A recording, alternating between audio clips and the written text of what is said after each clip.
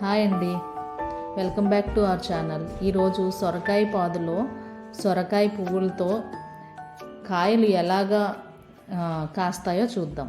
ముందు male ఫ్లవర్స్ని pick చేసుకొని దానిలో ఉన్న ఫీమేల్ ఫ్లవర్తో ఉన్న బడ్ని తీసుకోవాలి.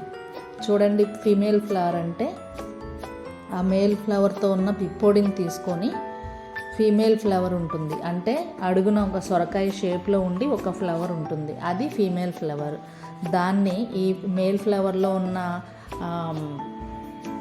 పొడి ఉంటుంది కదా, దానితో అట్లా చేయాలి, పాలినేట్ చేయాలి.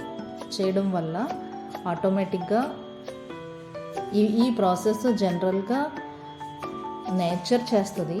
కానీ ఇప్పుడు మా ఇల్లు కొత్తగా కట్టుకున్నది కాబట్టి మనం అందరికీ అంటే ప్రకృతి అలవాటు పడాలి కాబట్టి నేను హ్యాండ్ పాలినేషన్ చేస్తున్నా. ఇదిగో చూసారో ఎలా అయ్యిందో. అది చేసిన తర్వాత నెక్స్ట్ డే ఎలా ఉంటుందో చూపిస్తాను. ఆ కాయ తయారయ్యి ఎలా ఉంటుంది అనేది ఇక్కడ చూడండి. దగ్గర నుంచి చూస్తే మీకు కాయ తయారైంది చూడండి. చిన్నగా ఫ్లవర్ వాడిపోయి నెక్స్ట్ డే అనమాట.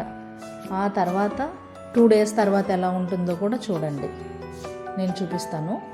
2 days తర్వాత కాయ ఇంకొంచెం పెద్దగా అయ్యి కనిపిస్తూ ఉంటుంది, పెద్దగా పెరిగిందనమాట.